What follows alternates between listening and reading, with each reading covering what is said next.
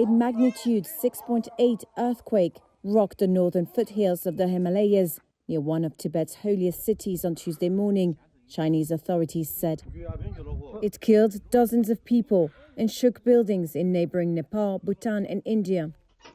The quake's epicenter was in the rural county of Tingri, according to the China Earthquake Network Center. The area is known as the Northern Gateway to the Everest region.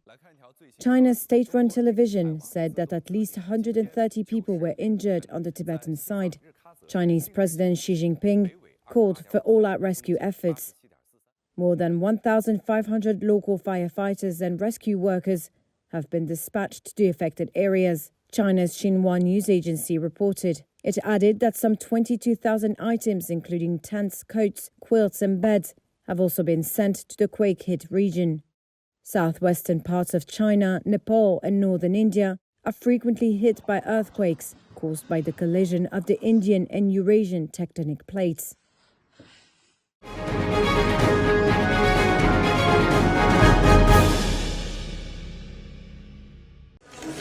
Former French President Nicolas Sarkozy went on trial on Monday on charges of having received millions of euros in illegal financing from Libya's late strongman leader Muammar Gaddafi. Sarkozy has always denied the allegations, which relate to his successful 2007 presidential bid. At issue is a murky affair alleged to involve Libyan spies, a convicted terrorist and arms dealers, as well as allegations that Gaddafi shipped millions of euros for Sarkozy's campaign to Paris in suitcases. Sarkozy faces charges of, quote, concealment of embezzlement of public funds, passive corruption, illegal campaign financing, and criminal conspiracy with a view to committing a crime, the Financial Prosecutor's Office said. If found guilty, the former Conservative leader could face up to 10 years in prison and $386,000 in fines. Sarkozy has faced a raft of legal battles in recent years. In December last year, France's highest court upheld his conviction for corruption and influence peddling to obtain favours from a judge. Sarkozy has been ordered to wear an electronic bracelet for a year instead of going to jail, a first for a French former head of state. In another case, Sarkozy was found guilty of concealing illegal campaign spending, and a challenge is pending. Vive la République et vive la France!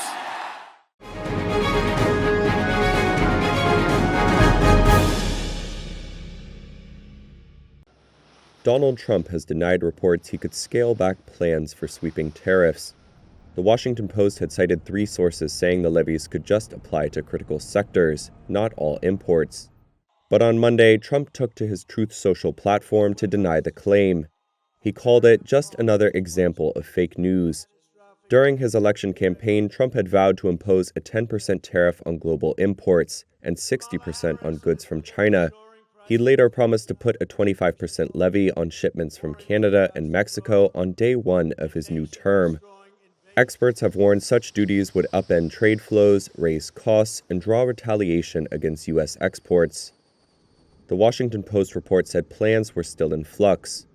It said it wasn't clear which sector tariffs would target, with defense industry parts and materials one possible focus. Reuters has reported that the EV supply chain, including batteries, could be another key target. U.S. and European stocks rallied sharply following the report of a rethink, and they stayed up even after Trump's denial. Now the conflicting claims will only deepen uncertainty among businesses over what exactly is coming. One official at the U.S. Chamber of Commerce told Reuters he'd been hearing quiet denials of claims that the tariffs would feature lots of exemptions. However, clarity may soon come, with Trump due to take office in less than 2 weeks.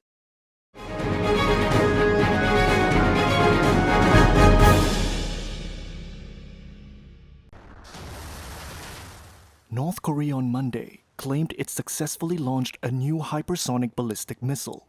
According to the state media on Tuesday, the missile flew 932 miles at 12 times the speed of sound, reaching as high as 62 miles before hitting its target.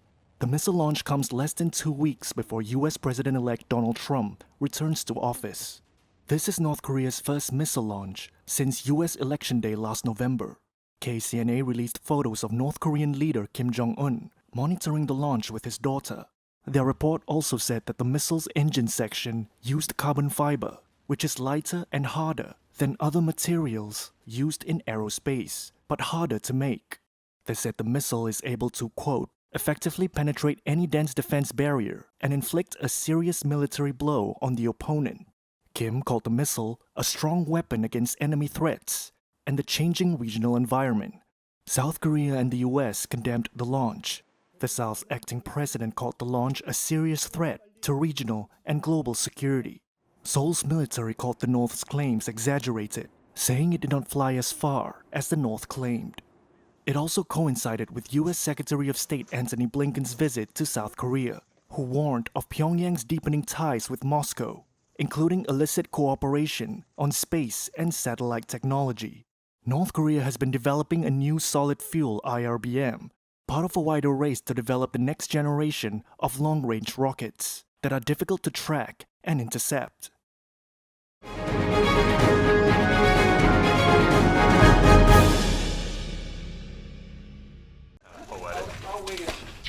Canada's Justin Trudeau said he would step down as Prime Minister in the coming months after nearly a decade in power, bowing to pressure as polls showed his party would be crushed in the next election. But what happens now? Trudeau said he would stay on both as Prime Minister and Liberal leader until the party picks a new one to take it into the next election. In Canada, unlike the process in other countries, party leaders are chosen by special leadership conventions that can take months to organize. The next federal election in Canada must take place before the end of October. Trudeau also announced on Monday he prorogued or suspended Parliament until March 24th.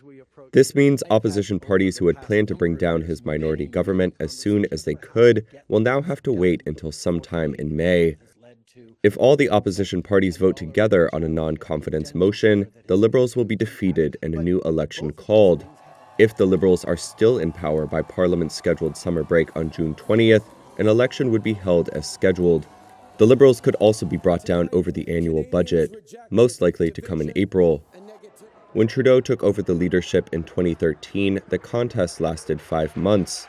A nightmare scenario for the Liberals is that the party takes so long to choose a new leader that Trudeau will still be in charge when the next election is called.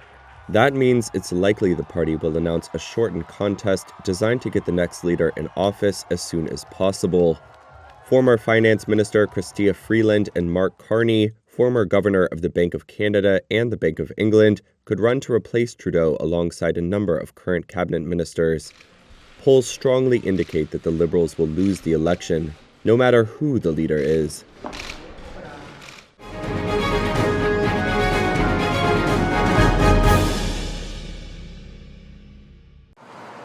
Walt Disney announced Monday it will merge its live TV streaming service, Hulu Plus Live TV, with sports-focused Fubo TV. The deal would create the second biggest internet pay TV company in North America, behind YouTube TV, with around $6 billion in revenue and 6.2 million subscribers.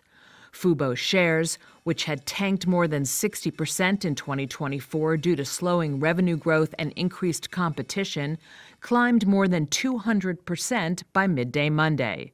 Shares of Disney were up 1%.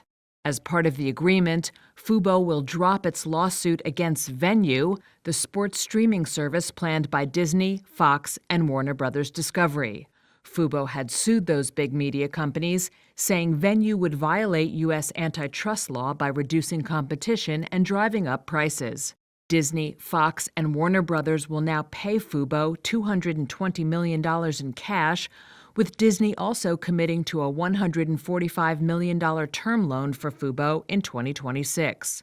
Disney will hold a 70% majority stake in the new venture, which will be led by Fubo CEO and co-founder David Gandler. The deal excludes Hulu's mainstay video streaming business.